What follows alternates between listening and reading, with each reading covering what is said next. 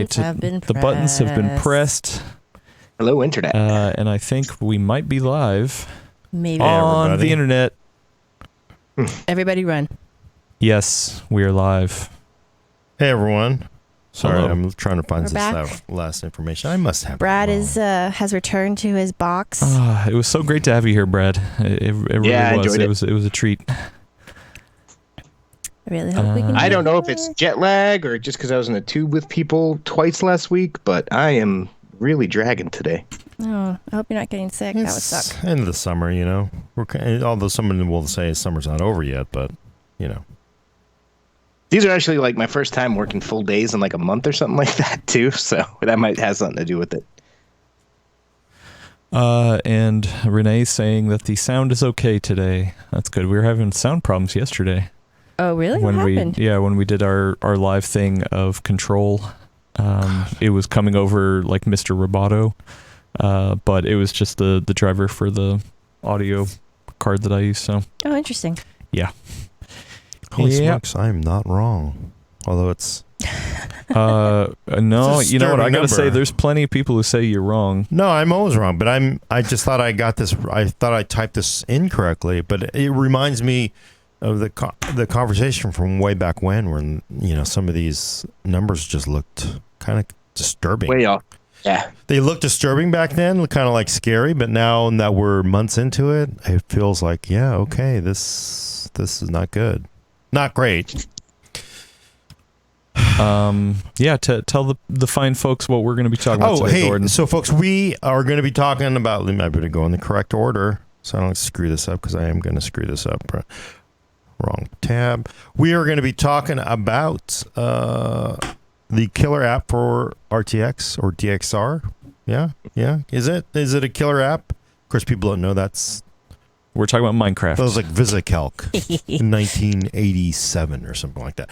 Also, Radeon 7. Don't know what the status of that is. 76th. Oh, boy. Radeon 76. Yeah, that's not looking good, right? And then, of course, Elena is going to tell us, without getting triggered, hopefully, when is the best time to buy PC parts. I mean, I'm not. We'll do our best to try to trigger her.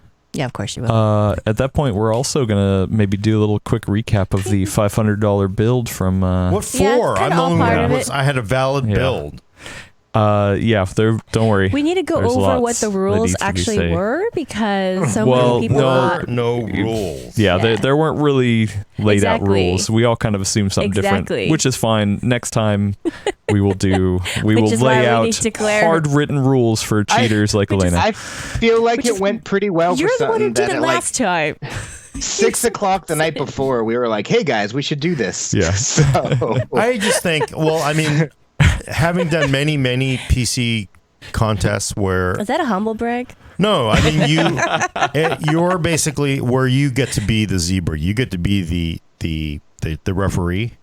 Mm-hmm. And you go like, hey, let's have a PC roundup. You know, we'll get like 4 vendors to send us PCs for review. Or what are the rules? Oh, you know, price. Any other rules?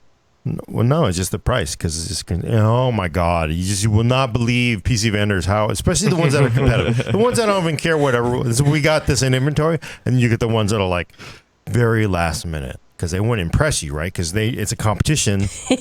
These people who build these high end machines, especially, want to compete, so they're always looking for one angle. They're like, well, what if we and then. There's one vendor, I'm not even going to say because there's just a lot of history, but they would wait to the absolute last minute. Reason why? In order to get it to you with a newer driver. So they knew they could get you a newer driver that might get you 5% more performance, right? From whoever the graphics vendor is. But they would wait because you didn't say when.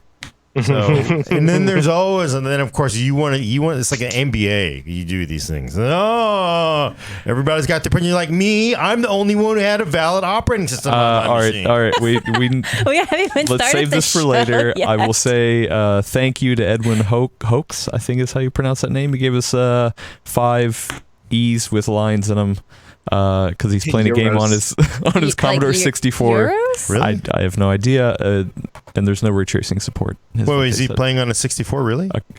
That's what he said. Yeah, why not? He- People play he's shown on that- old systems all the time. I have that retro 64. It's actually PC, x86, and Commodore 64. Yeah. Edwin, did you say the name was? Edwin, if you like retro gaming stuff, do a Google search for a guy named Benj Edwards, Benj Oh, yeah, Edwards. Benj is awesome. He's done a lot of work for us. He's done a lot of work for PC Mag, a bunch of different places. His whole thing is retro computing. If you've never stumbled across this stuff, you'll be set for months, dude. Yeah, And he's awesome. Benj knows his retro computers because I was trying to track down what kind of computer Gene Roddenberry's computer was. And Benj actually had a pretty good guess. And like, I have no idea what this thing, because it looks like one of those fake computers you put in the IKEA display model. Oh, that picture. But that was like, he was like, yeah, I think it's this one. He was really close. So Nice. yeah. All right, let's let's get this started because we got all the friends of the shows in here. Yeah. So Ready? yeah, let me pull that down, and we're ready. Let's do it. Okay. All right. In this episode of The Full Nerd, RTX gets its killer app, Radeon 7 is gone, and Elena tells you when is the best time to buy PC parts. Yeah, that was nice and smooth. Only a little stumble at the beginning. Yeah.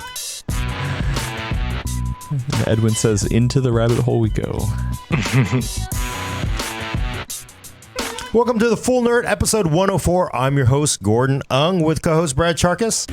Back in my box. As always, we have Elena Yee Bye. and Adam Patrick Murray controlling the vertical and horizontal.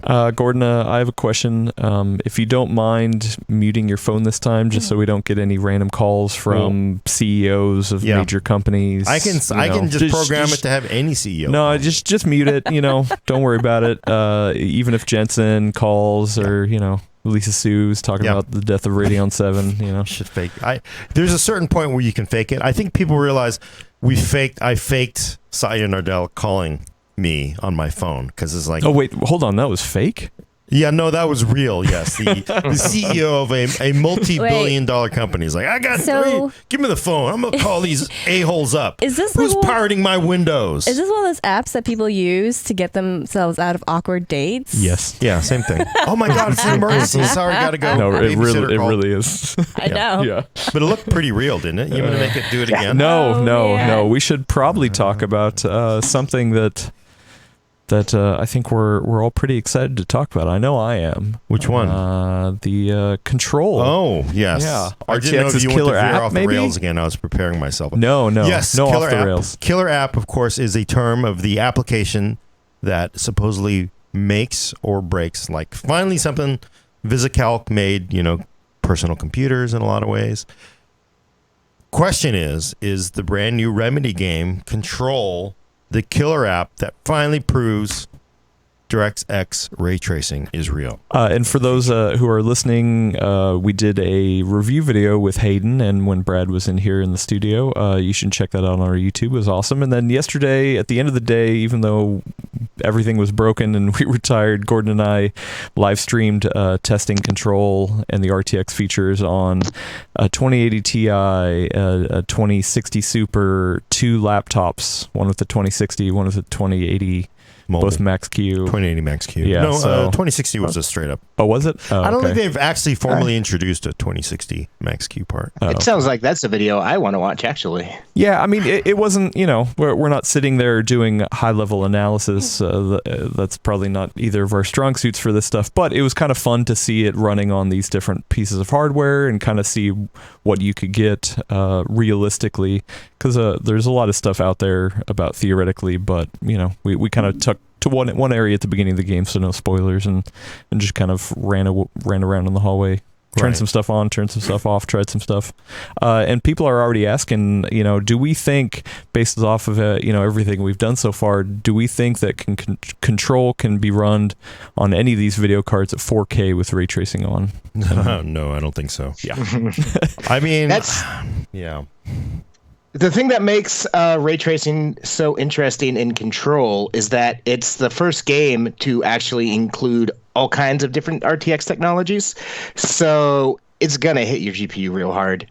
Like if you look at like Battlefield 5, that'll have ray trace reflections. Or if you look at Shadow of the Tomb Raider, it has ray trace shadows, hence the name, I guess. But Control actually has 4 to 5 different ones in it, baked in. It has, I have it right here, ray trace reflections, for like, water on the ground or whatever. Ray trace transparent reflections, which makes a huge difference in the game. The game's in like an office setting full of glass windows, glass doors and stuff, and that reflects the environment around you in those windows, and it sounds stupid, but it's mega awesome. Ray trace contact shadows, ray trace indirect diffuse lighting, so it like the colors make a difference to the objects that they hit. And finally, something called ray trace debris, which to me, I'd never heard of it before. It sounds like you're basically just saying, yeah, all the other technologies run that on debris as well. So this is running all different kinds of ray tracing technologies, and it's the first major title to do that. And it is stunning. I mean, apart from the game itself, which Hayden also put out his review article on PC World, you should definitely read it. Really good review. I think he gave it 4.5 out of 5, wow. Correct? Oh, wow. I'm just people who like Remedy games, like Max Payne era style Remedy games, or you might be an Alan Wake era weird Remedy fan.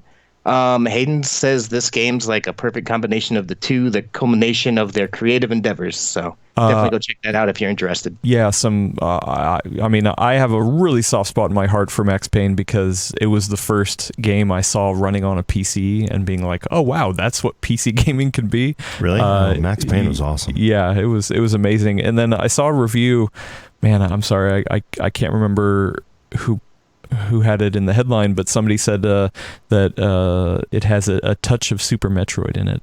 And it made me realize, yeah, because so much about the game is exploring and opening up new places, and kind of like exploring around the building that it's crazy. And to have these like high level lighting and reflective features in that just makes it that much more realistic to explore. So, do you think it's the game though that will finally make DXR / RTX, although they're very different things, right? Yeah, it makes a massive difference, I feel. So did Metro Exodus. Metro Exodus's global illumination ray tracing completely changed the feel of the game, made it feel much more stealthy as opposed to more of an action game. Mm-hmm. But that didn't come across so well moment to moment or in screenshots. It's a huge difference with control. It's also a huge difference in frame rate.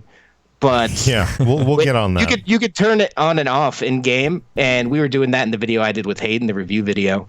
And the game is beautiful regardless, but when you turn on ray tracing, it's just night and day difference. It makes tactical difference too, because at one point he was fighting different people, and he's like, "Where's that rocket coming from?"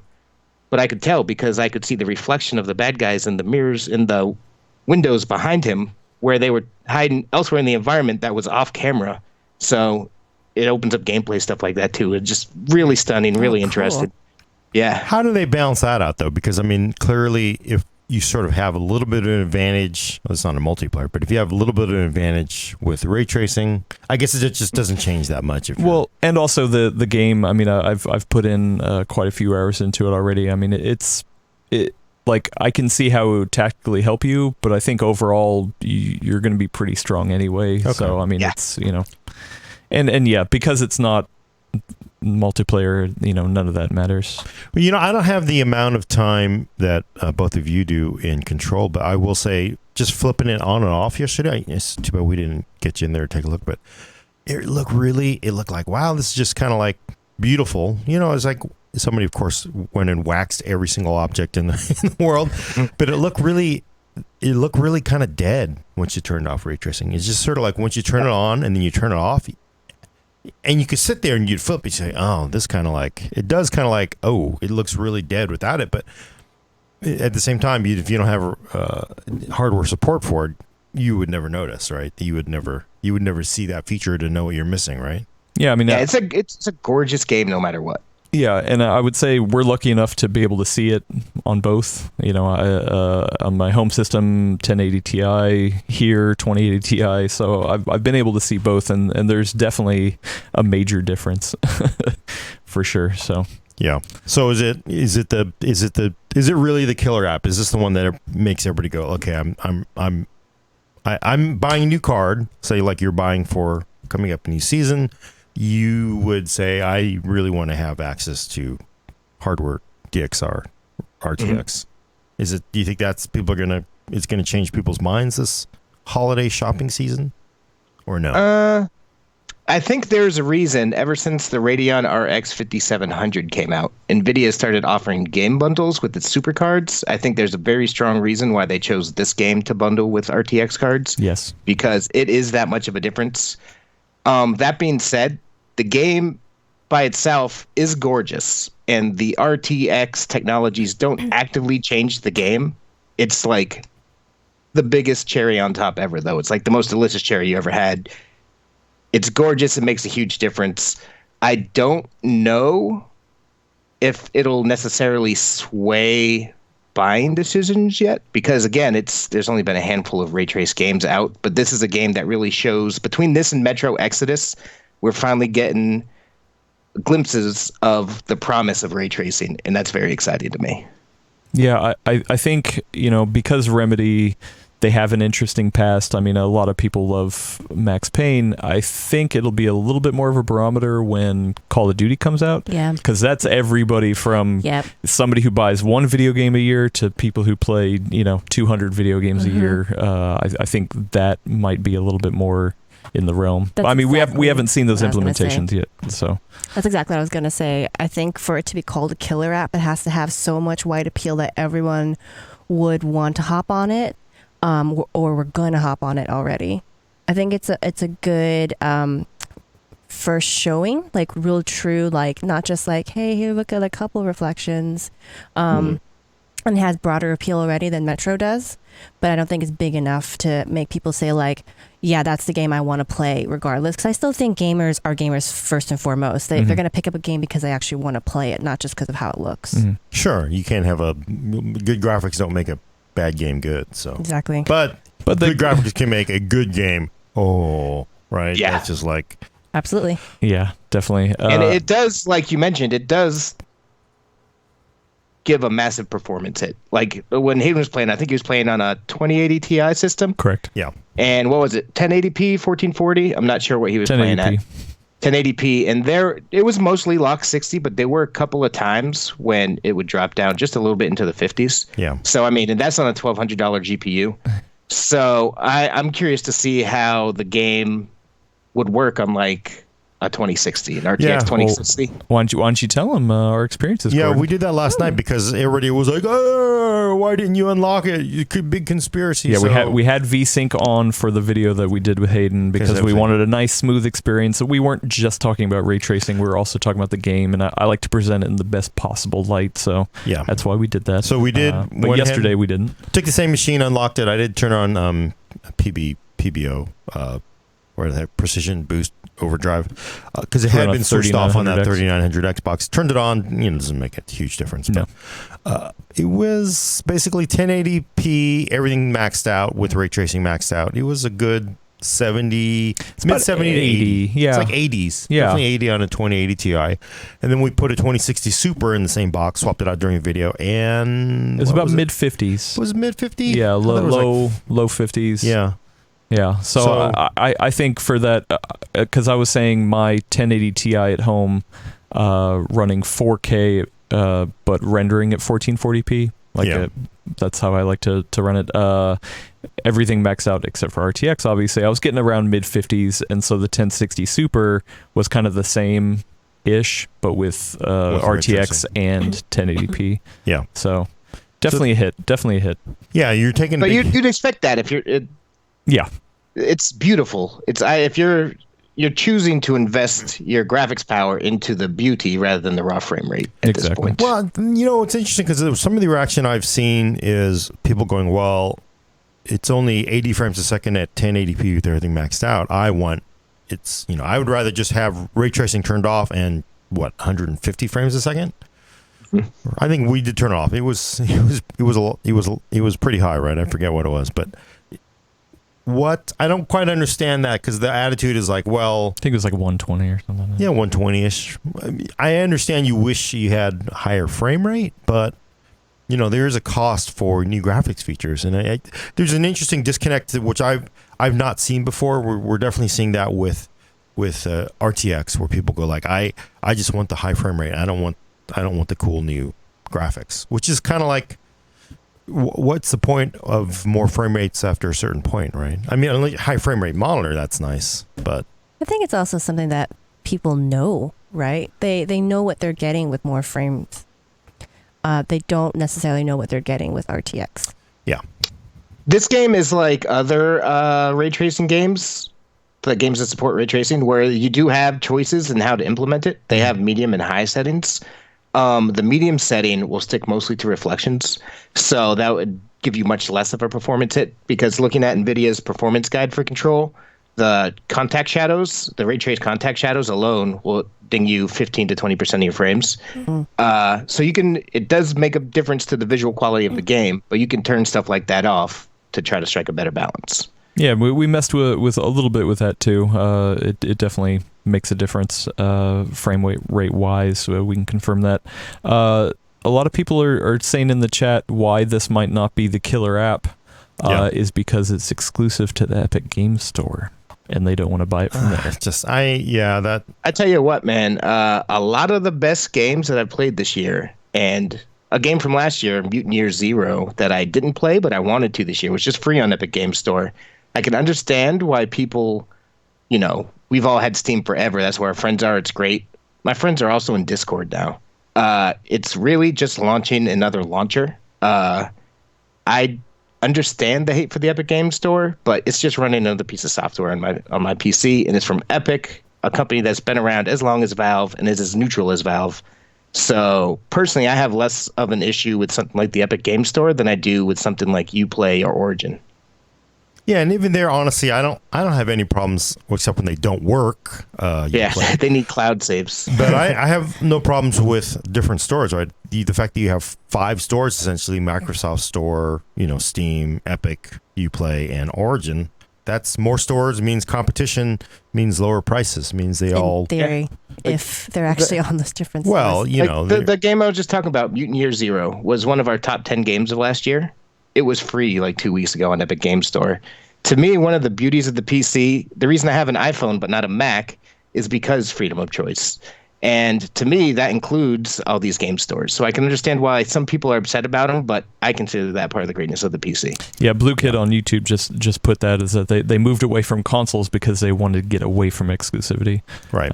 Although what'll be interesting now is now that we have so many different stores, I know we sort of think of them as storefronts, but maybe they're more like movie studios, right? Like Elaine is saying. Does it really matter?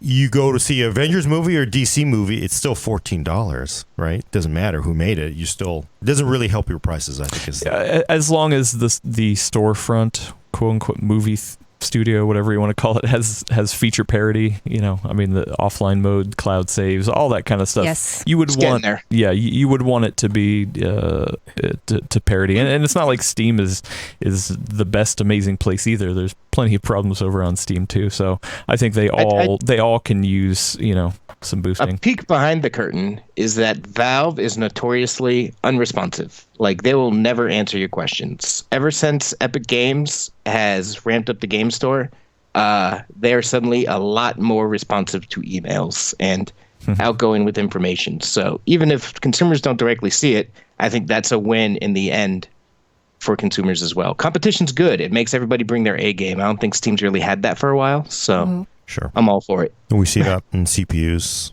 Hopefully we'll see it one day in GPUs, but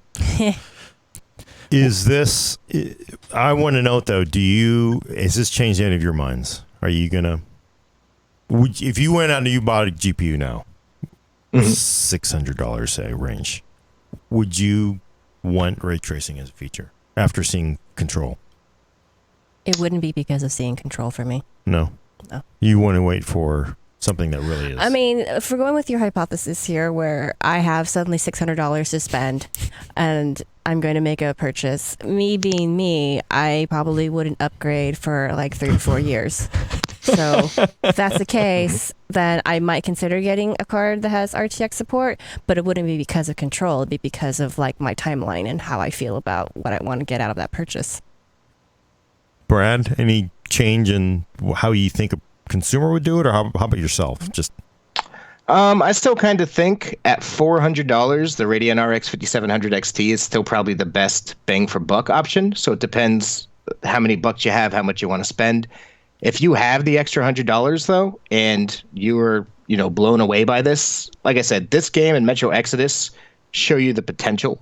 If you want to invest in that potential, some of it being reality here already, I wouldn't knock anybody for choosing that $100. I don't know if it's all gonna depend on what your budget is, what you're in for, how long you're gonna be. But we're starting to see what ray tracing is possible of, and it's gorgeous in this game.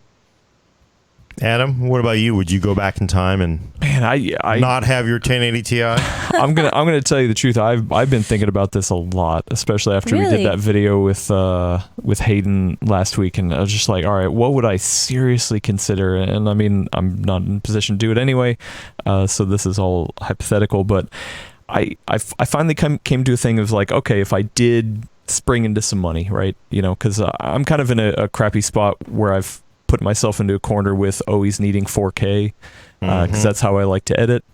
So I'm kind of always constrained by that problem as well. Most people are at 1080p, so I never have a card that is able to push 4K anyway. But if I were to say, okay, would I invest in a new card to get ray tracing, or would I invest in a new monitor to get high refresh rate? That's a tough one. It's a tough one because I've never experienced high refresh rate. Like I said, I've always been on 4K 60 for the most part. Yeah, and I feel a lot of people always yell about that. So, I'm but like, as a video editor, though, I would say you get just run multiple panels. I mean, I do insane, run multiple panels, but I mean, you have your high refresh for gaming and you have your 4K for editing. I mean, I don't. Yeah, but I mean, either way, would I rather get?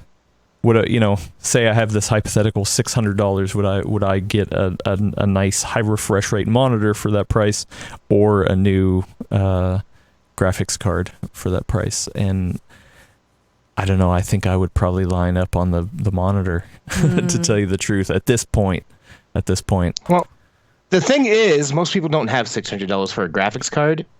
Something that I haven't been able to do, because it's just been a crazy year for hardware launches, is I really want to go and grab as many of these ray trace games as I can and test its performance across all the resolutions, because most people do shop, well below $600. The RTX 2060 is $350. How does that hold up in 1080p game mode ray tracing? That's what I really want to answer. It's going to vary game to game.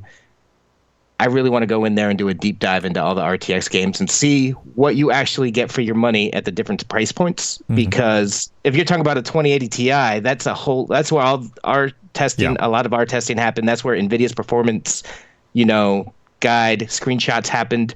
It's the best case scenario on a $1,200 card. I think I need to take some time and get a comprehensive look at what you actually get for your money across the whole range of the RTX lineup. Yeah, I don't want to sidetrack us too much on the whole ray tracing discussion, but I was trying to figure out, because we threw in two laptops, the 2080 Max Q in a thin and light, 5-pounder, and then also a 2060. And the 2060 was, so just to give you an idea, 2080 Ti was about 80, 2060 Super was 50-ish, maybe? Yeah, right? low 50s. Low 50s. The 2060 in a laptop, which is you're just thermally power constrained, it was about 35-30, right? So with everything, and not necessarily a smooth 30, not a smooth 30 either. So with everything maxed out, you're definitely going to turn off a few of the features, I think, on a 2060 laptop. But the really mind bender was that 2080 Max Q was like 40-ish. Ooh. And I really was like, what? Yeah, it wasn't a huge jump. And I kind of remember, like, back when the RTX laptops came out, it was like, how are these so low? Why are they so low? And that's off of NVIDIA's own ratings, right? Because that's how they have these gigarays that they're counting in. A 2060 desktop part is basically the same as a 2080 Max Q. right? And same as a 2070 mobile. So, and running Port Royal, and I'm actually seeing that the GigaRays is sort of match Port Royal and then sort of loosely match what we're seeing, but those, it feels like you need 2080 on a thick laptop that can handle the thermals for control. It's definitely you're going to be turning some things off when you're running in a ray trace game on a laptop.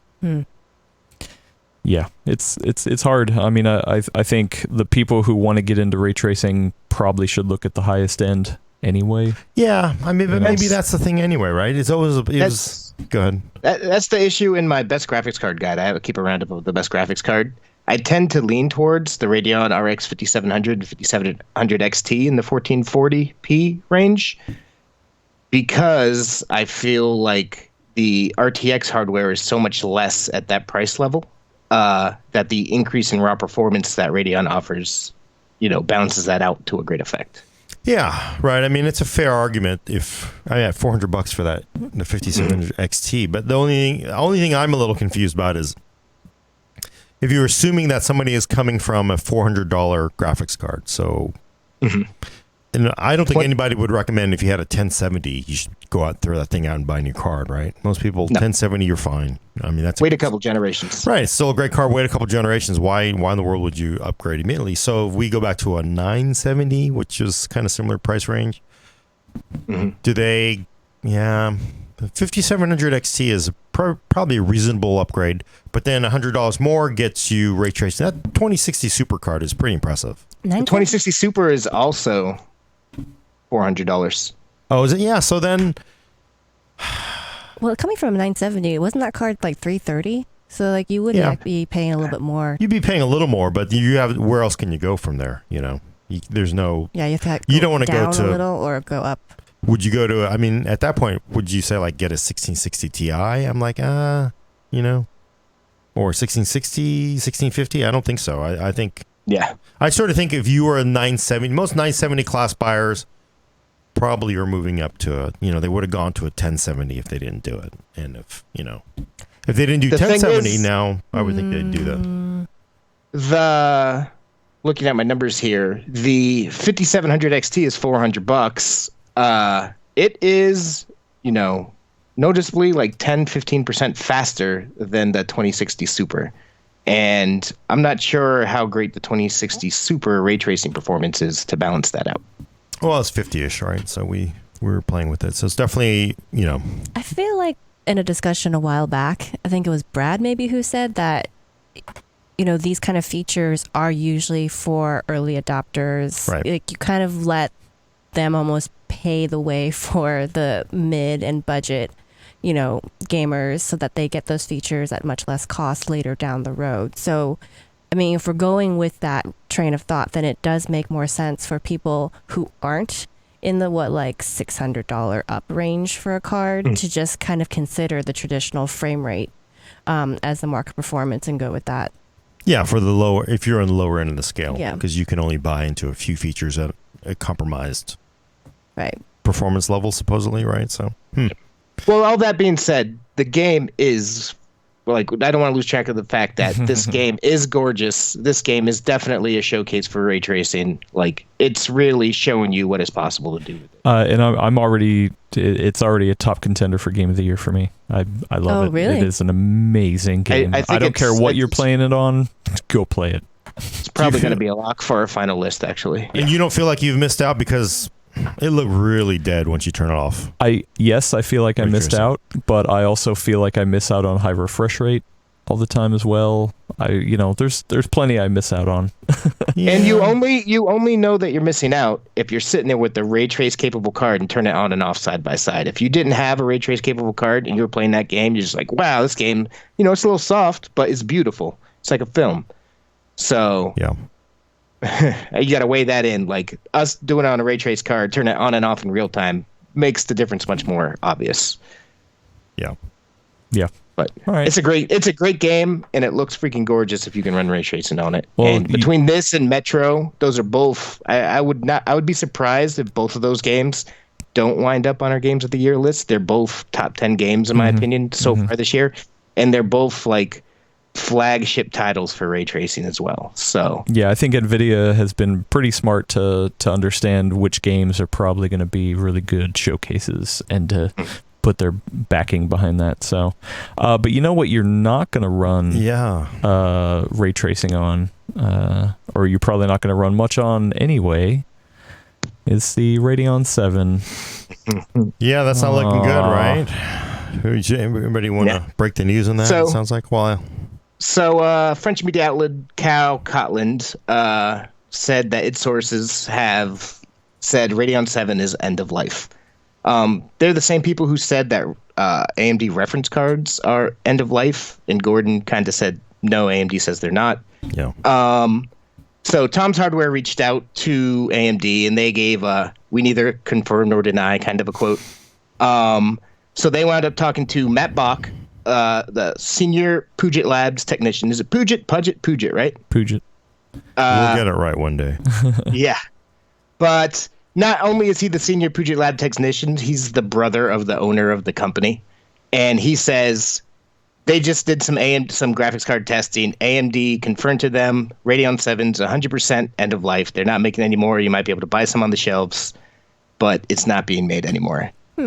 But also, isn't that one of those things where, so with the Radeon 7, I think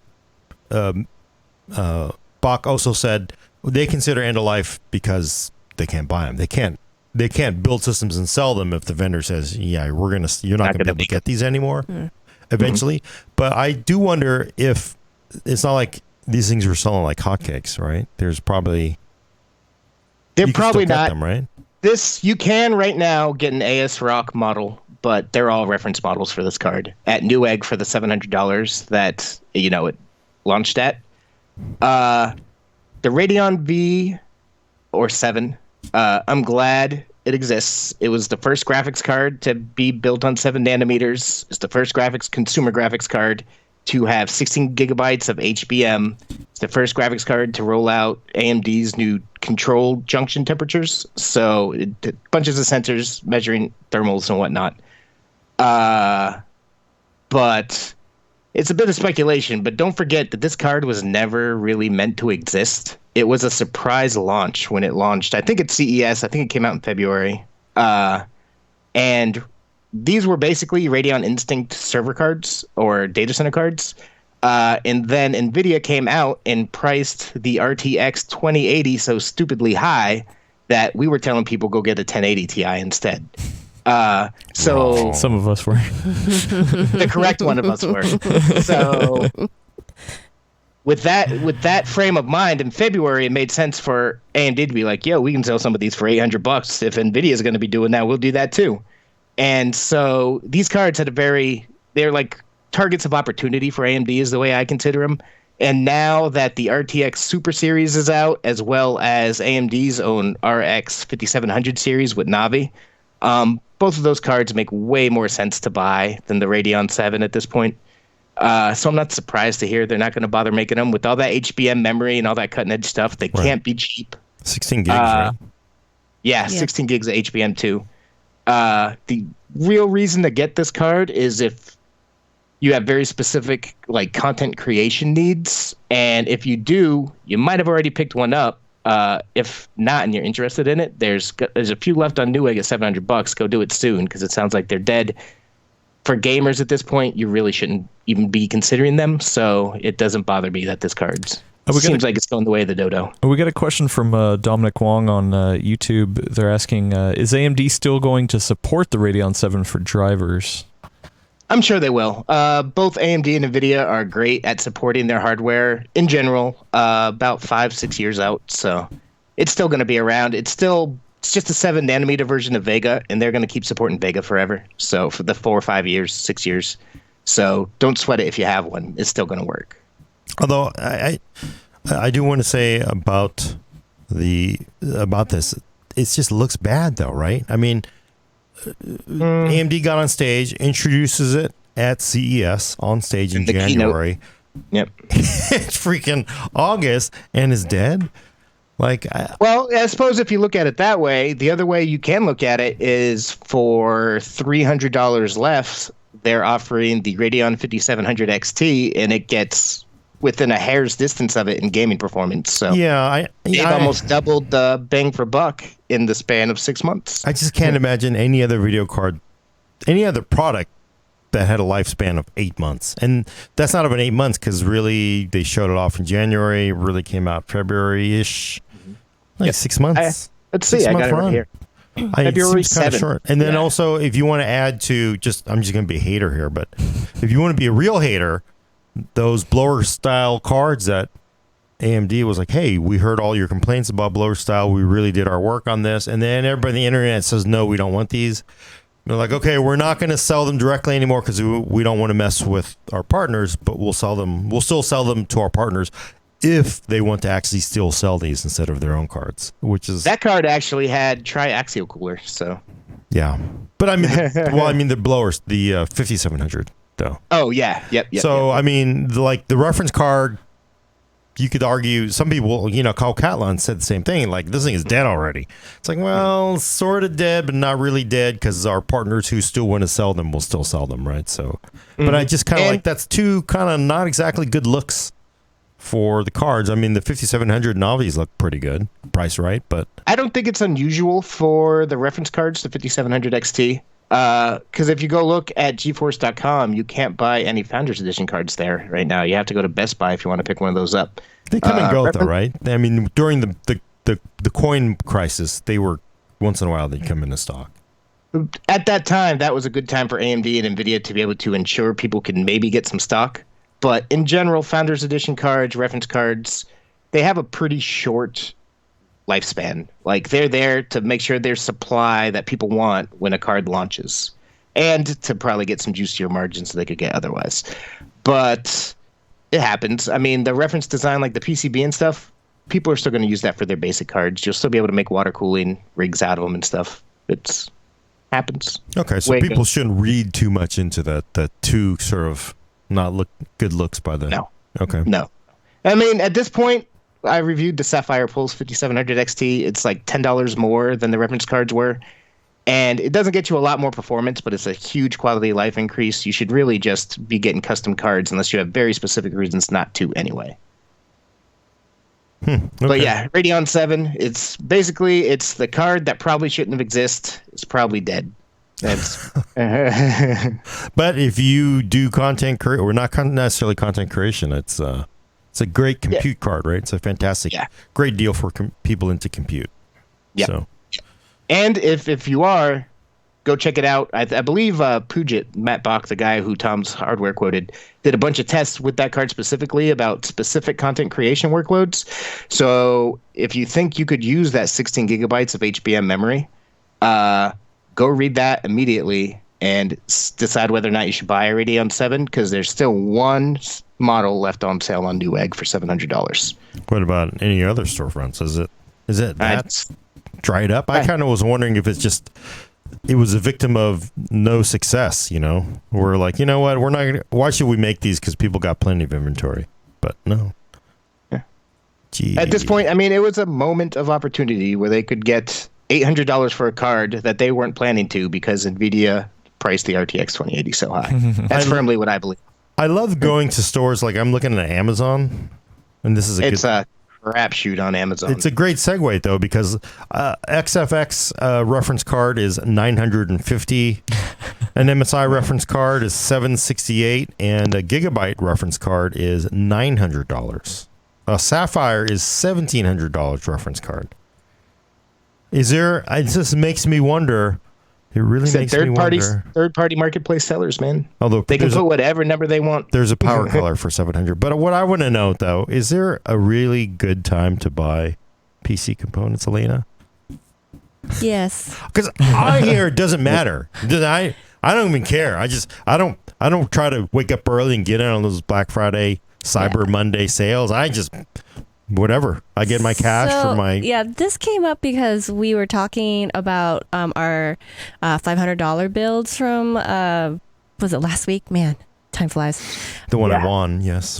Continue. One. And There was also a thread, I think, on like Build a PC on Reddit where someone asked, like, should I wait for Black Friday? And everyone chimed in like, no, you can get deals all year round. And to that I say, Is that a no?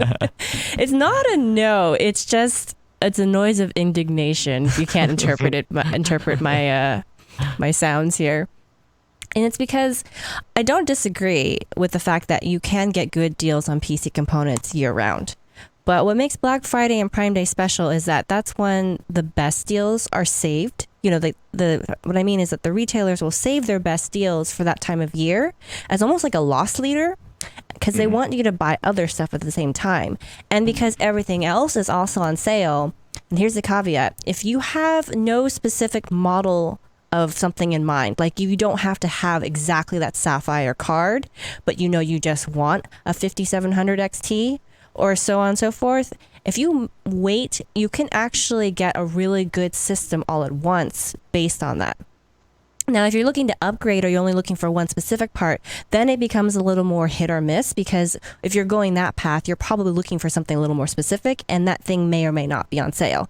You're better off if it's like a CPU or a motherboard, because those combos tend to be good. And if you live near a Micro Center, holy crap, like definitely wait for Black Friday. Like they have some of their best sales then. They just put the whole dang store on sale. It was a while ago. I think it was like 5 or 6 years ago at this point. The system I built before this one, my 3570K system, I had all those parts saved, and it was looking to be $1,200 or $1,300, and I had it all in my cart. And then Thanksgiving came around, and because the way all the combo deals work, I was able to get it for about $800. So I was sitting there at Thanksgiving dinner on my phone buying stuff like crazy because they were all 24-hour deals. Because even if the parts themselves don't go on sale, the combos that you get are crazy. Like I wound up with way more SSD than I wanted in that build, because it's like you can get this SSD half off if you buy this motherboard and CPU combo. And then if you do all that, and if you juggle it all together, you can get some significant savings. Yes. And it usually does work best if you're doing a whole system at once. I do, like last year, I did kind of fill out the market to see like, okay, you're probably going to be best off with like these parts if you're waiting, these if you see a good deal, and a few dollars don't make a difference to you, you don't need to wait.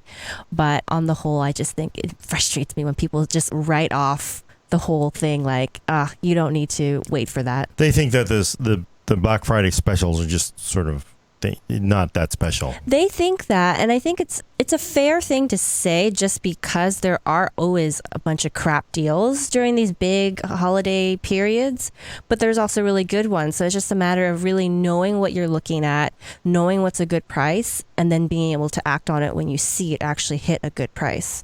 I don't say that every single deal during Black Friday is a good one. I mean, I wouldn't spend hours sifting 80% of them aren't. Yeah. Really? Same thing with Prime Day. It makes a big difference if you know what you're looking for and you're willing to be a little bit flexible. Like you're like, I had this motherboard in mind, but if I get this one with the combo, then I save $50 here. It can make a huge difference. Yeah, if you're going for price only. But if you care about like VRMs or something, then you don't get to be quite so permissive in what you're buying. Do you? I took with the system I have now, I took the opposite tact because I help kind of vet the deal posts that PC will do. When we see good deals, everyone will write them up, and I go, yeah, it's a good deal or not. So last year I built, or 2 years ago, I guess, at this point, I built my new system. What I did is I stockpiled parts throughout the year when I saw really good sales. But it kind of backfired on me, because then only spending $100 or $200 to $300 here and there, by the time the next great deal came along, I'm like, I'm only spending for this one component right now. Sure, I can spend an extra $50 to get something a little bit better. And then by the time it all wound up, I significantly overspent because I'm trying to piece it together as I saw good deals. That's also a risky tack too, is, because everybody will do this. I'll buy this now and then in 8 months get the CPU on sale and build it. It's like that board was like DOA out of the box, and it's 8 months later, and you're like, the retailer is going to be like, tough luck. Well, you should have turned it on, 8 months ago when you bought it. Yeah. Then you got to go to the manufacturer, and they're like, this is really suspicious. You're telling me it was dead out, but it's then you're sort of in that hell of RMAs. I've run into that with SSDs. So when the SSD prices first started coming down, I'm like, I don't know what I need this 256 gigabyte SSD for, but it's a great price. I guess I'll buy it. And I bought it, and I didn't really put it into any system. Like I was gonna probably swap out one of the low end notebook hard drives that my family uses, right? But I just didn't get around to it. Well, 6 months later, that price had dropped again, actually pretty significantly, because it was just a good time for it right now. I was like, dang it, I should have just not purchased it when I saw it. I mean, that's the one thing is the one thing we're all conditioned to is the constant slide. It's like it never normally goes up. Your 256 gig SSD, I would take and snap in half because it's not even worth putting into a slot. You'd be like, because what the hell, 256 gigs? That's like a USB key, right? These days, it's 512 minimum, 1 terabyte, or it's a joke, right? So, but in general, I don't recommend doing slow build up of your components if you can't test them and make sure they're working. I have another question. So this is a technique my mom used to make us go through, and it would be I'm probably familiar with this technique. Well, because the technique was what? Because it'd be Black Friday sales. It wasn't even Black Friday back then. It was just whatever Thanksgiving sale, right? Whatever. Then it's no, it's not even worth it. Then you check out the Christmas sale. Nah, you know what? End of the year, after everything's over, new tax year, they got to get rid of all this junk, get it out of inventory because it's just a liability now. And then the discounts would always be 15% off at Thanksgiving. Then it'd be 20% off at Xmas. And then New Year's would be 45% off. Does that translate to PC components? I mean, that's a very retail 1980s experience, but... I don't think so in terms of calendar year, but it does align with product life cycles, right? So when the 3000 series Ryzen parts came out, then all the 2000 series parts just suddenly started going on sale. Micro Center's you get to have a CPU for cheap, and you get to have a CPU for cheap. And I mean, it worked out really well because it hit right around Prime Day, so we got to see the Ryzen 5 2600 dropped to $120. I think I saw a 2700X for $170. This was crazy. But it wouldn't have happened if that hadn't been that kind of point in the life cycle, I think. I'll go when you're done. Sorry, I thought you were stopping. Oh, yeah, I was going to just say that it doesn't always align that way. Sometimes it's also just... I think AMD really just wanted to get some attention. So remember that first year when Threadripper came out, and also Ryzen as well, the regular consumer parts, and then Thanksgiving rolled around and it just dropped in a way that we had never seen before. And of course my brain's lighting up with joy because it's oh my god, look how fast the price dropped on this and how affordable it makes everything. Yeah, well, it did really. The AMD hard to increase its market share. Mm-hmm. So the last several years, all the Ryzen stuff, all the graphics cards, if you look around Black Friday, that tends to be when they first do their big, huge drop in price. They do because they are trying to get in the face of people. Mm-hmm. The product life cycle thing is something I was going to bring up. If you're an enthusiast and you keep up in the news and you know how long it's been since the last, say, graphics card generation launched or whatever, you can kind of get a feel for when new stuff's coming and when companies are trying to clear stock before things happen. Right before the RTX Super surprise announcement, when we knew the Radeon 5700 was coming, you could find 2070s for sale incredibly cheap. That's because they were all clearing the stock, as it turns out, before the 2070 Super came out.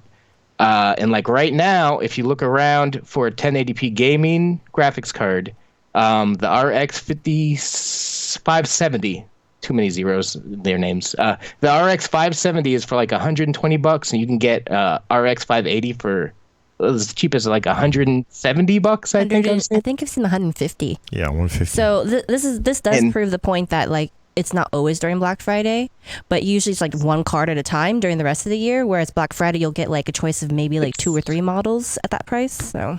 It's product cycles, because at this point, the RX 570 and 580 are great. Like, I would recommend anybody looking to get a cheap 1080p gaming option, go get that right now. Yeah. It's because they're a couple years old. And also, you got to think, Navi just came out in the 5700. Lisa Su has confirmed that there will be higher end cards, but with the price drops we're seeing on these over the last few months, you got to wonder if they're clearing out stock for these, because they're going to drop a Navi-based mainstream GPU soon. That would be sweet. So if you're looking for good deals and you have your finger on the pulse of tech news, you can kind of pay attention to stuff like that. And like right now is a great time to buy RX 580. And going way back in time, it's not even just because like AMD has entered the market and there's so much more competition. We were seeing this happen on 900 series GTX cards back in the day. Like I remember there was a period in like spring, I want to say 2017, where I was messaging you every other day or so, Brad, where I was like, Brad, did you see the price on the 970? And you're like, this is the only time in my life where I might actually recommend someone consider SLI, because it's just so cheap to throw another one in your system. Just get one anyway. I don't care. Don't even hook up the bridge. Just put it in.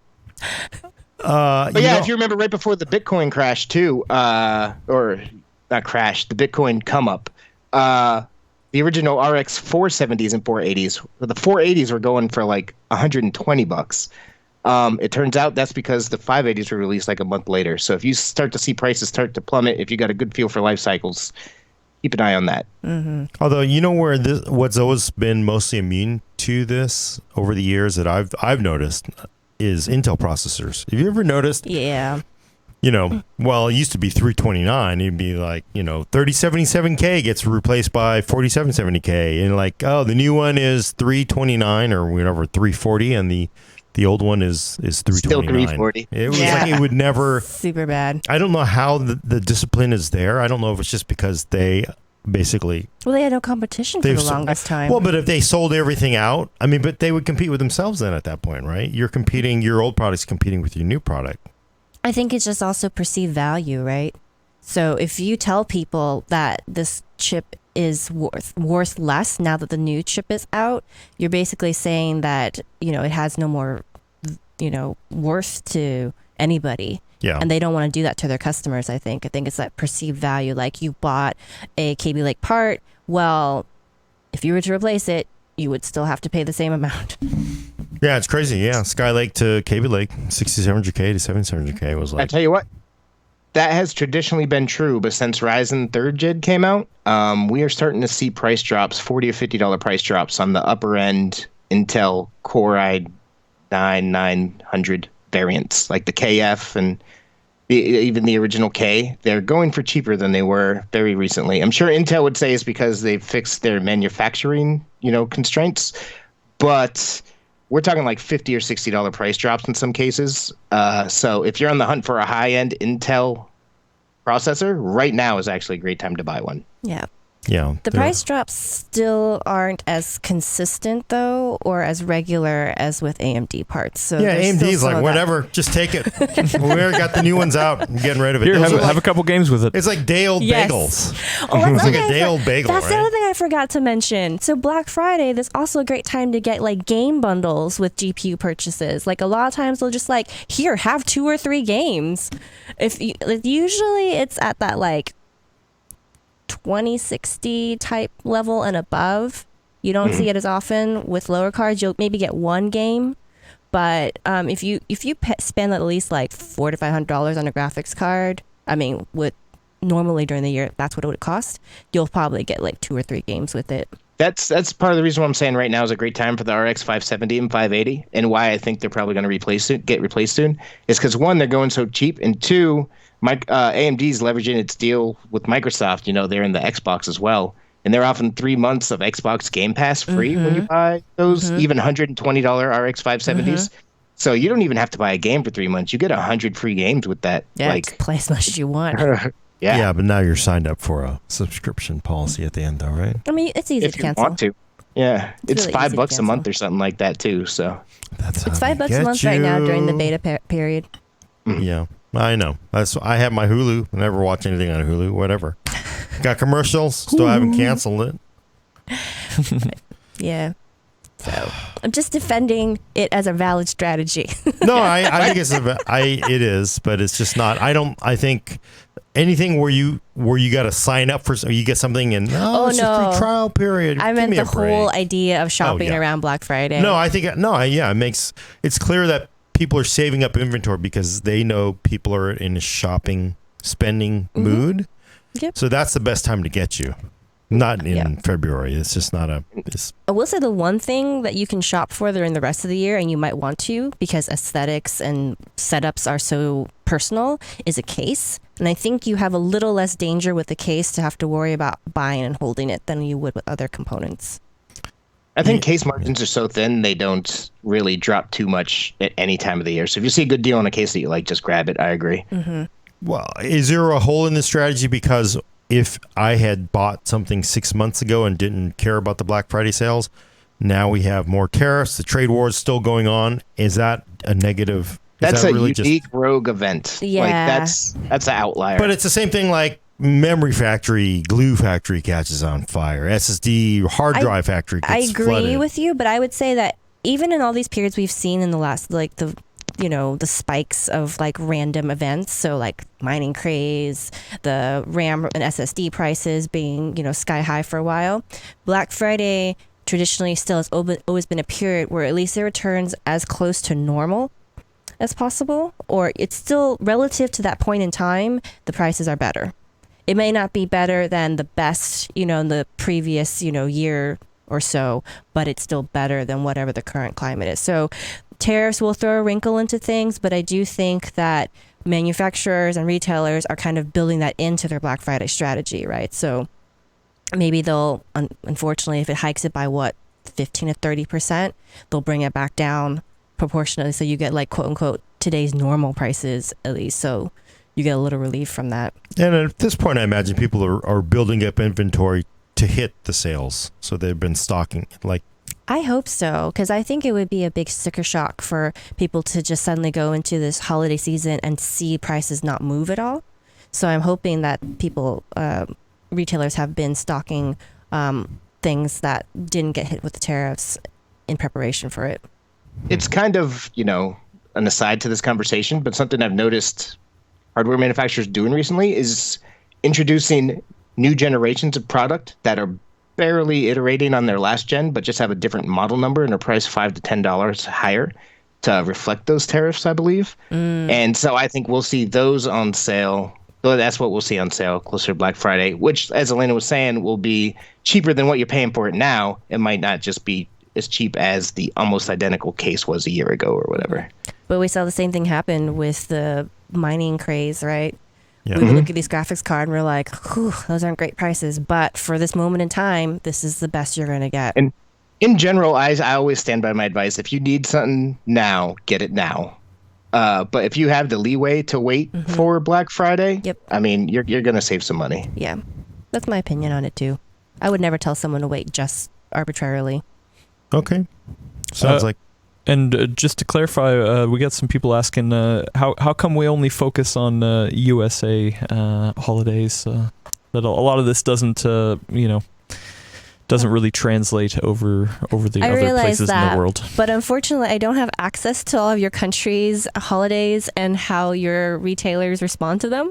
So this is just my area of expertise. We are based in the U.S. This is the these are the waters that we swim in. They try to wall us. They do try to wall everyone off, right? I mean, it's not like we can see prices in other countries easily. Yeah, it's difficult, actually. For what it's worth, a lot of other countries who are not America are getting in on the Black Friday, Cyber Monday craze now. So you do see them a lot of other places. And also, the various taxes and stuff make big considerations on a country-by-country basis. Yes. Like in some countries, GeForce costs way more than Radeon. In other countries, Radeon is like double the price of GeForce. It all depends on the country. If you're in a country outside the U.S., I would highly recommend maybe looking for a local publication or at least scouring the local deals because it can be drastically different. Yes. And the strategies are therefore very different as well. So what you're really getting is deep insight into what it's like to shop as an American consumer. It's tourism through shopping. There you go. Speaking of shopping, we did some theoretical shopping last week. We for did. a $500 PC build. I do kind of want to go over some of the comments because I think it'll give a good barometer of who won. We already know who won. Won or won? You guys. What this does. The number So for one? backstory, right before this, we were discussing. Gordon was saying that last week, and I thought he was making a joke or something. Juan. And then Elena came in and said it again today, Juan. I'm like, is this some sort of in-joke that I'm getting? I grew up in the American South, and I've lived in the Northeast for over a decade now. I have never in my life heard it pronounced like that. I've only ever heard it as one, like the number one. I won this. I've never heard Juan ever. We Well, think it's a regional well, difference. yeah. I actually have Merriam-Webster loaded, so after we're done, I'm going to play how they pronounce it, and so we can figure it out. I am curious. But, I want to say right up front, You wanna say this? I want to say right up front, there were a handful of comments like this one on the YouTube video that was posted afterward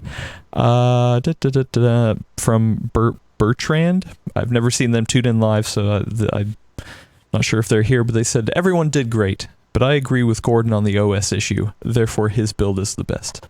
And I will say that there were some nice comments of people saying, you know what, to give respect to the developers and the people who work hard night and day for making the OSs that we love. So there was definitely love. Gordon loved some of it, at least. It was interesting because after we finished and the live stream had ended, one of the things we were discussing is that maybe it's time for us to kind of ditch the operating system as being included, just because the landscape has changed so much. So back in the day, and Gordon was so right about this when we first started doing these challenges, because back in the day, people would say like, $500 build, here's how you can get all your parts for $500 and it's a working system, but it would never include the operating system. And back then, really the only way to get an operating system was to get Windows, and Windows really did cost you like $100. So it was a very disingenuous way of, advertising what the build was about.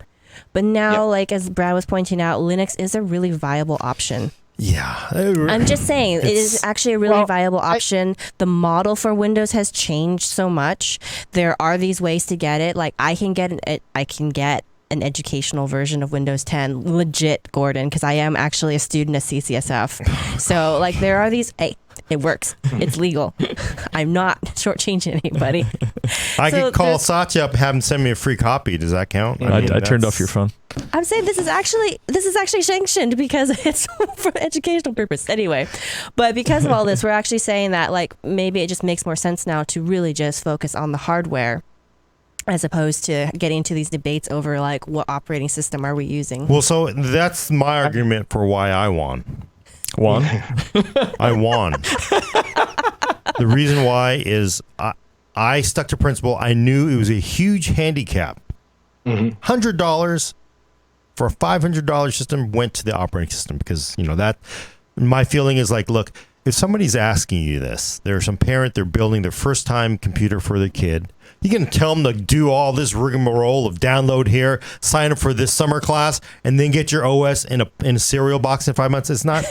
It's got to be. They want to know, and that's why we also use new parts because you can buy these parts. This is what the price is. Right. So what I'm saying is, so that if we just take that out of the equation, say $400 build, yes, $500 build, we all have. Won. But that also brings up the other thing that I think we were going to get to, which is we didn't really establish firm rules. We didn't establish any firm rules. I haven't finished. I haven't finished my I have argument. stuff to say too. Let me finish my argument. The reason why I won is because I had $100 OS in there. I'm sorry. Every time he says it, I had $100 in there. I'm saying it that way intentionally now. I had $100 OS in there.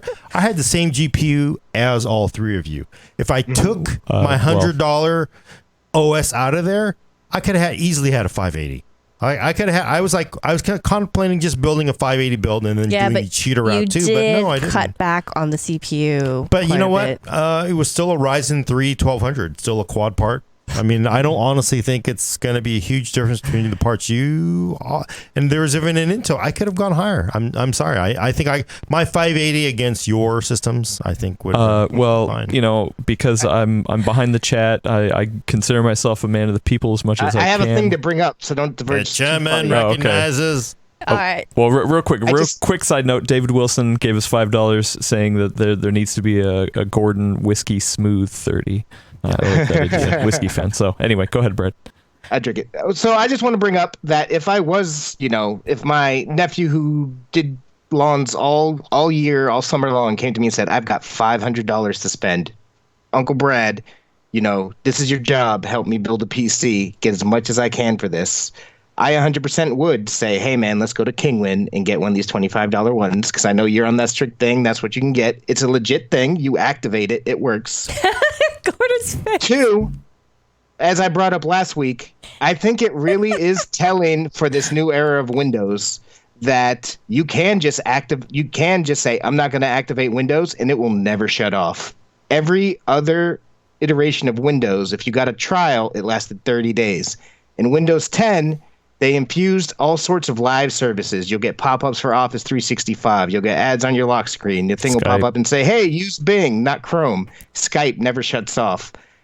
I genuinely think that Microsoft's money considerations these days are tied into the live services. That's why they want you using Windows and won't shut it off if you don't activate it, and getting the money from OEMs. I know you have to pay for it. I know that's why I would go to Kingwin. Uncle Brad. I'm saying it is worth considering, though. There is a difference. Microsoft tangibly made that difference for a reason. Uncle it used to be Brad. 30-day trials. I have a question, Uncle Brad. I got this really cool We're gonna go round Minecraft and round on this, screenshot, are we? and I wanted to put it as my desktop image. How do I do that, Uncle Brad? You Big can do eyes that real looking at easy you. because it would say activate Windows in the same place that it does right on your desktop anyway. It doesn't let you change stuff. Okay, all right. So just so we don't run out of time, we do have some things. Like I said, I think for me, putting a barometer into the water of all the comments, whether live or in the pre-recorded stuff, I think a lot of the people had more to say about Elena and Brad wanting than even Gordon or I. I will say there were some people who liked my nice little take. I did like the shout out to yours. But also part of the rules, right? Everyone was operating under the assumption of a gaming PC, So I kind of broke the rules. I also went over price, so I'm fine with that. I wanted to kind of mix it up just to try something a little different because I knew I wasn't going to won. I was really glad you brought yours. I told you this after the show because I thought that was very valuable perspective for people who aren't necessarily gaming. Yeah, but there's definitely I think it's safe to say most of the people are either between Brad or Elena, and if I had to weigh it one way, I think probably Elena. If I'm gonna say it, like Sure. that. Yeah, you just download Windows 7. I think it's a tie, honestly, because our builds are so similar, Brad. They're just like we made slightly different choices. I had a 580. We're You talking- folks had a 570. I'm just saying that he and I made very similar choices, and we only really diverged on the RAM choice, really. Yeah, small things. Yeah. I Yeah. tell you what, though, again, the Windows 7, like you just brought up, if we're going to buy a legit version of Windows, if my nephew comes to me and I know that's an option to buy Windows 7 and spend 2 hours installing that and then upgrading to save him $75 and a $500 bill, I totally would. Cool. I don't know what you're looking at me for. I don't have enough. Anyway, I think before we need to leave, we should get to some questions because if we skipped it last week, are we okay with that? Yeah, Anything we had else to so say? many I will. Discord. I think I do want to end this by saying people really enjoy this. I think we should definitely do this a little bit more often, and also hit different price points. 500 is fun, but I think you can build some really amazing PCs right now for like $750. I agree. Personally, that's probably where my budget is for most of my PC builds that I've done. I think I said it last week. If I didn't, I'll just say it again now. If I had $50 more, even $550 is a really good spot for a budget builder. There's something about going down to 500 that really makes it constrained, but having just another $50 to play with. Yeah, because my my ideal one, which I actually think is actually pretty good video editing machine, was like 550, so 560 somewhere. Because for me, I could have upgraded the RAM to 16 gigs. I probably, if I found the right pricing, I could have maybe squeezed in a 580. It's just I think really if sweet point. we move up to 750 or 1,000 or whatever, anyway, it'll have a lot more diversity in builds too. Oh which I yes. think would be Oh interesting. yeah. Yeah. Yep. Somebody just And People pointed might that buy out the too. operating system then too.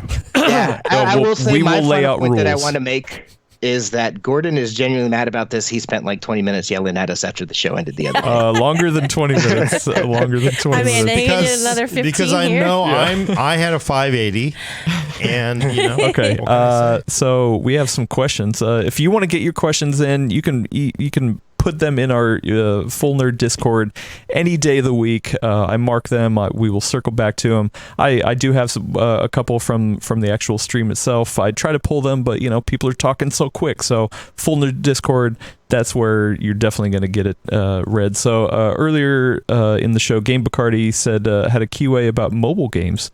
If not about mobile games, if you have not given credit cards or anything else information into the Google Store, you can't buy anything. Is a mobile game still able to charge money, send you a bill? On Android, I don't think Yeah. that's actually true because you can buy Google Play credit. That's how I pay for things because I don't like to leave a Oh. credit card on file either. True. You can't get billed though. I mean, yeah, Google Play credit. Is the question, can you pay for stuff, or is the question is, can you accidentally pay for stuff and they'll send you a bill? No, can you pay for stuff? Also, I think they're kind of hinting at, it's kind of a different ecosystem than what we're used to. Yeah. Right. Because you can get it, like if you're going through Steam or console or something like that, Gift cards. it's the gift card stuff. Gift cards. But I just, there are definitely Oh, you Android could- Play gift you cards. can yeah, do it I on guess all- I didn't know But that. you can do it on Yeah. platforms. So like Steam, you have gift cards. Xbox and PlayStation, you have gift cards, and then mobile, depending whether it's the iOS or for iOS or for Android, there's also gift cards. So I mean, what you do is you go down. I don't know where they live, but if they're in the U.S., you would go to like Target or Walmart or even a grocery store, and you can buy these gift cards with cash. and then load up your account with and it. then load up your account with them.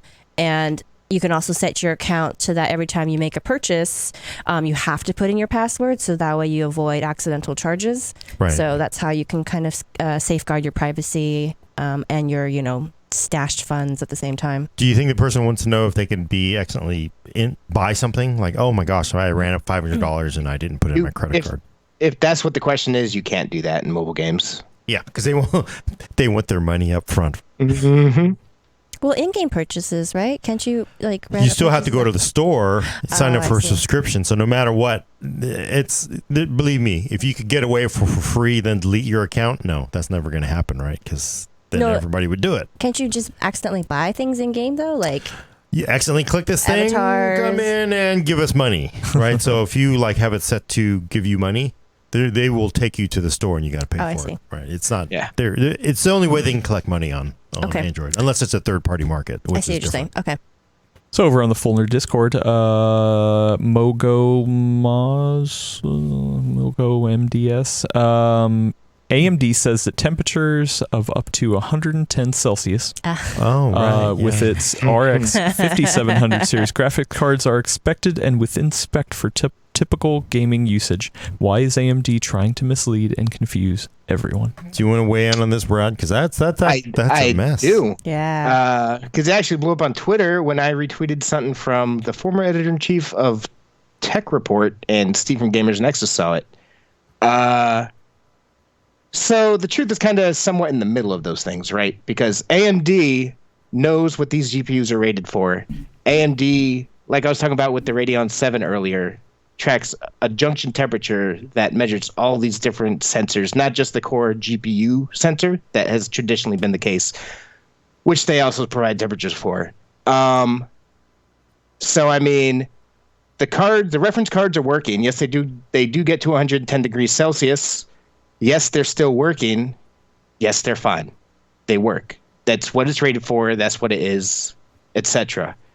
Steve is right in that, yes, the blower style design does still kind of suck, because the $10 Sapphire Pulse cooler that I tested recently doesn't come anywhere close to 110 degrees in junction temperature. Investing in a better cooler will bring temperatures down, and the way modern GPUs work, that'll bring performance up. So investing in a better cooler is good. It'll get you more performance. That being said, AMD is still correct in that these cards are rated for 110 degrees Celsius.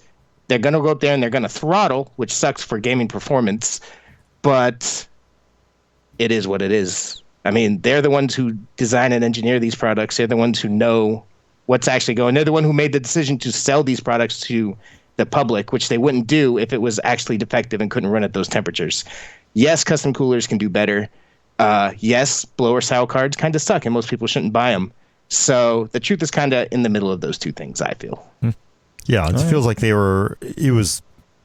people would just immediately assume both, though, in that argument that I remember watching from the side with some popcorn. So. Interesting. Again, Gamers Nexus has a great video about that. I linked to it in the chat. This one specifically for you, Gordon.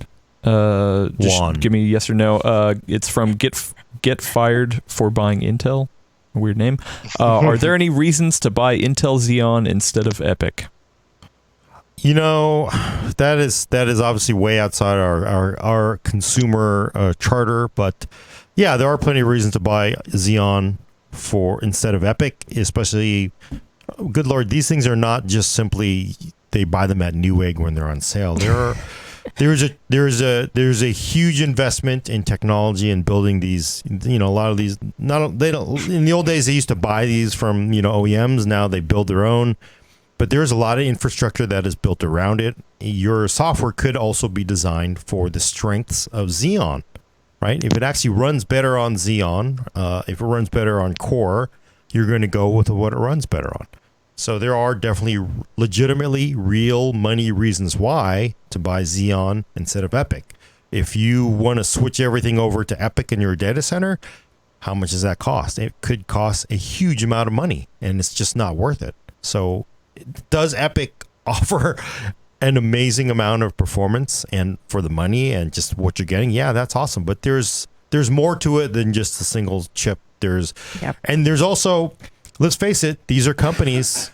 If you're a really big data center and you're buying these things and you've got a relationship with Intel and you've had one with Intel for 15 years or 20 years, is it worth breaking that relationship for what is, potentially something that could be a temporary loss in performance to the other guy or gal, or is it worth it? And these are all business decisions. These are all way outside our pay grade. There's decisions that are made,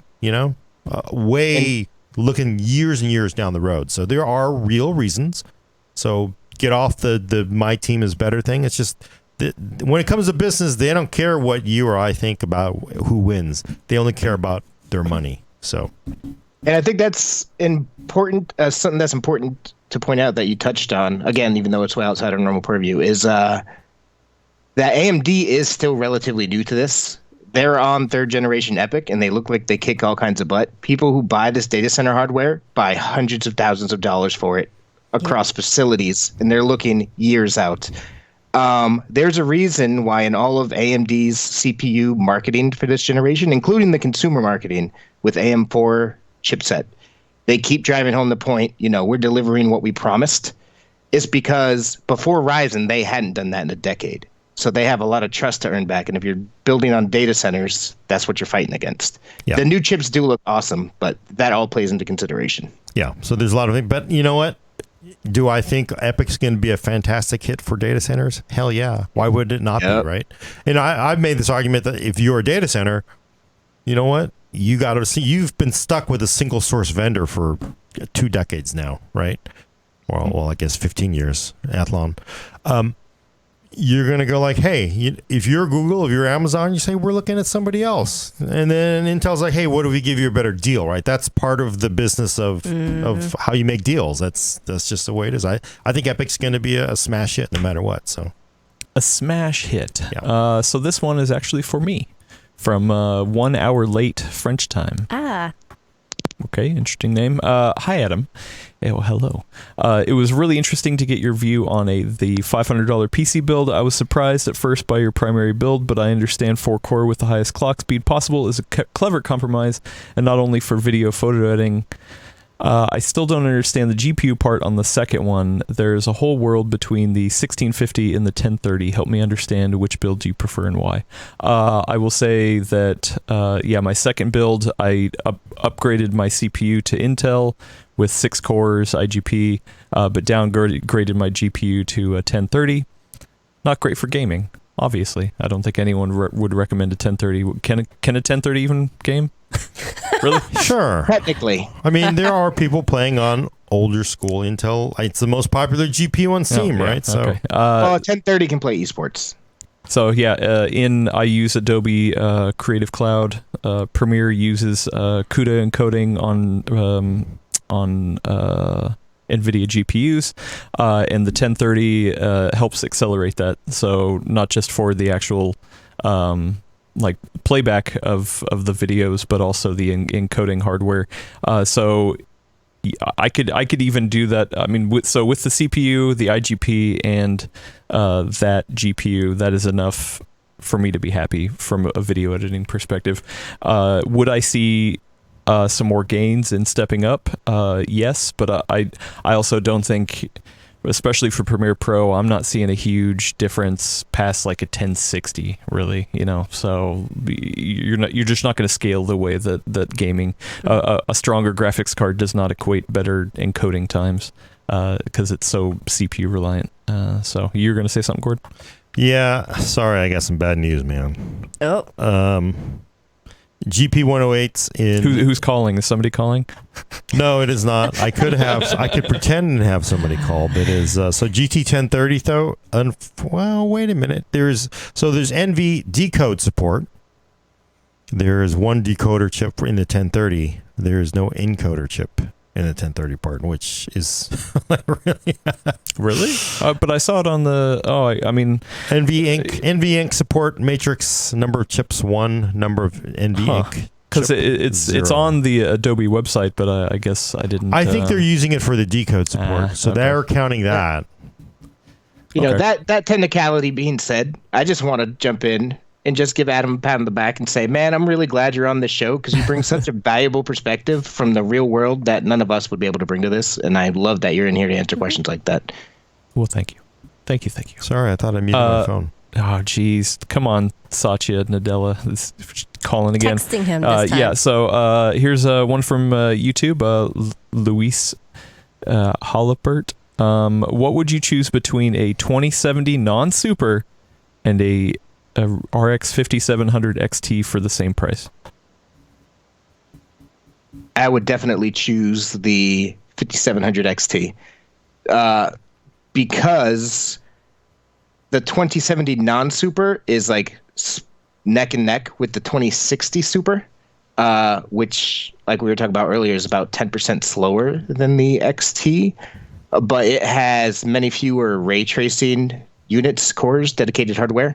So the ray tracing performance would be lacking compared to, say, the 2070 Super. So I would definitely probably suggest the 5700 XT for $400-ish. Gordon, what do you think?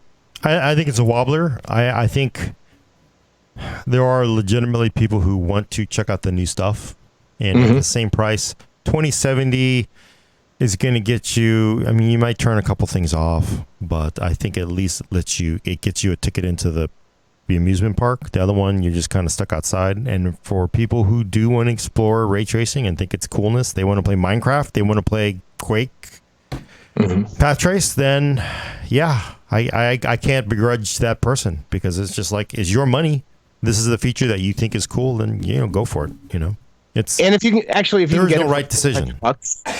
The 2070 is just slightly more powerful than 2060 Super, actually. So definitely get that if you're gonna lean the ray tracing way. Yeah. Elena?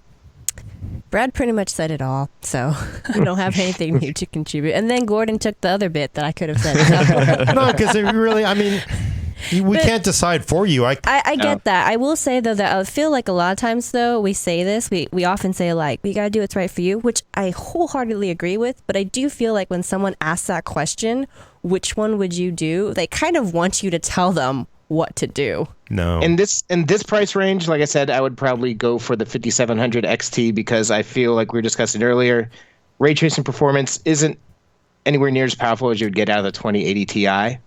And More raw frames is always great. It is always good. I wasn't quite done. What I wanted to add was they want you to. No, it's cool because I think you just capped on what we had talked about earlier in the show, which is that like you're really going to see the most benefit and honestly longevity out of the higher tier cards when it comes to ray tracing anyway. What I was going to add is that a lot of times when people ask this kind of question, they want you to tell them what to do, not because they're going to blindly follow it, but because they want it to have such a thorough like perspective so they can figure out for themselves how they want to respond to that perspective. Well, what I typically do is ask them what they want to do, what they care about, and then make a recommendation. And then I do too. Give them the pluses and minuses. But I disagree with your assessment. Most people that want to ask you, they don't care. They've already made up their mind. But you tell them all the reasons they should do this and do that. And that's what I mean. They want you to tell them what to do so they can decide, yeah, that kind of affirms what I was going to do anyway, so I'm going to do it. No. Or, no, that's really not what I want to do after all, so I'm not going to do it. They don't care about your opinion. They're just wasting your time. That's how my mom feels, but she doesn't understand that every time I ask her and then I do the opposite, it's because I needed someone to be like, definitively do this. And I'm like, oh, my emotional reaction to that is actually this, so I should do this instead. Then don't ask. Like, well, what do you think I should do? Oh no, she hates it. Right? Because it's like you don't care. I will give you the pluses and minuses. You make your decision. You go the left way. I need to have an emotional reaction, Gordon. That's really great. I'm not going to get that. I'm going to get a 1080 Ti on eBay for $900, Brad. Two quick questions for Elena, and then we'll get out of here. Yes, Dennis Siberian in the YouTube chat says, y'all talked about buying used stuff. Just wanted to ask if the same logic applies to refurbished parts. Well, I think when we talk about used, it was only very specific to CPUs because, I mean, we don't recommend buying a GPU used typically. Unless you really know the source and it's really cheap and so on and so forth.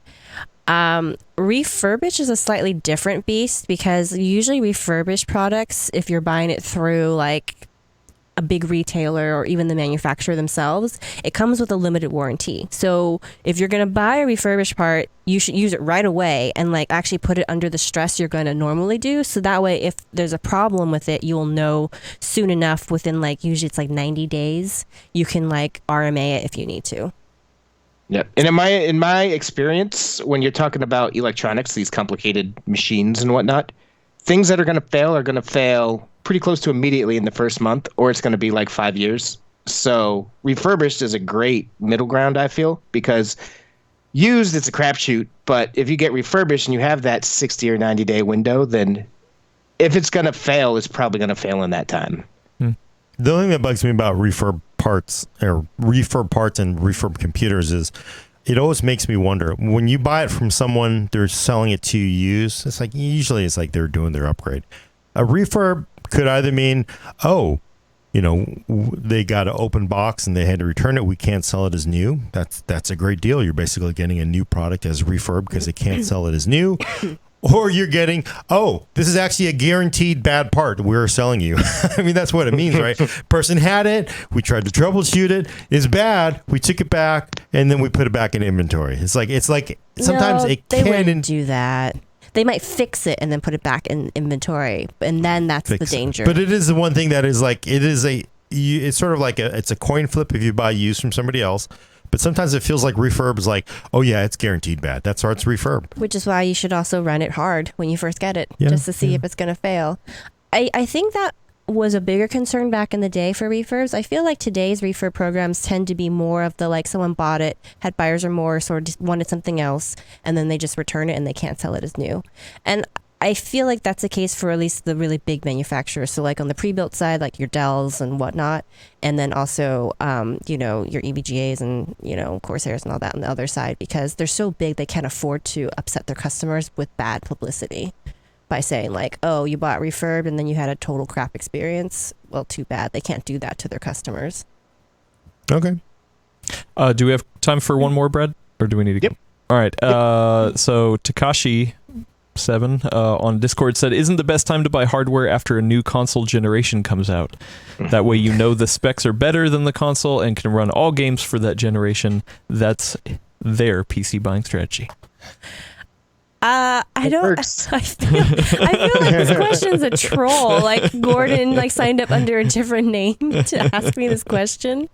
Probably. Just because, in general, like most consoles are always going to be less powered than like the best you can build for a PC. So I mean, you don't necessarily need to work off their specs. Don't you remember those days when it used to be like, legitimately, if you're not being just a fanboy, fangirl, you should be able to say, "Wow, you seriously beat us. You really cleaned our clock this time." Yeah, Console or Apple or whoever your hated enemy is, you should be able to admit, like, yeah, you beat us good this time. I just can't remember the last time.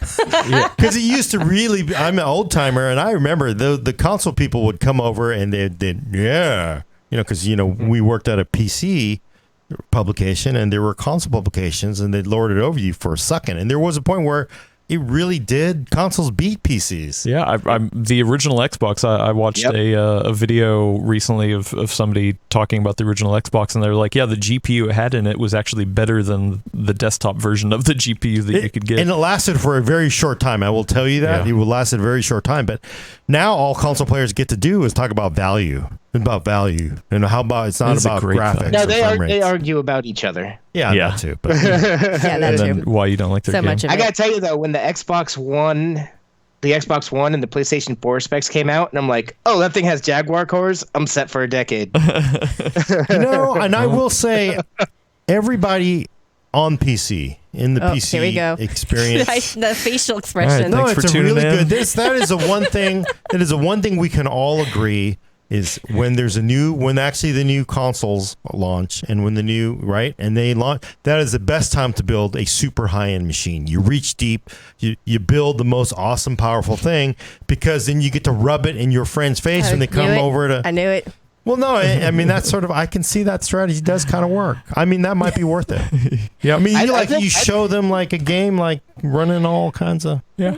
I think even if you're not buying a high-end PC, that sounds like a totally fine. What this dude or chick is thinking is totally works for me. Like that, like if the Xbox Scarlet comes out and it's a Core i5 with a RX 580, I'm just pulling numbers out. And you build a PC that has a Core i7 and a 590 just to be that little extra closer to the metal bump ahead, then you got gaming performance for this console generation at console level at the very least. I mean, that sounds kind of smart to me, actually. Yeah, if you're trying to just keep pace with that so that you can always just stay a little ahead of it, then it is a great strategy. When I first heard the question, I was like, is this a troll from Gordon? No, it's not a bad idea. I mean, like, could you? I just can't imagine. Like, I got to go buy two 2080s and run them in SLI now. Just what for? New consoles coming out. Oh, okay. All right, let's wrap it up. Let's get out of here. I'm hungry. Oh, okay. Yeah, it's lunchtime. And where are my notes here? Wait, sorry, was not ready. Check back next week. Check back next week for your fix on PC talk on the Full Nerd. For audio listeners, subscribe to us on iTunes, Google Play, or Stitcher, and also please leave a review. Every time you do, Gordon wins a $500 building contest. Thanks for coming. I'm Gordon with Brad Charkis. Adios. Elaine Yee. Bye, everyone. And I still won the contest. Adam Patrick Murray. Go play Control. Do it.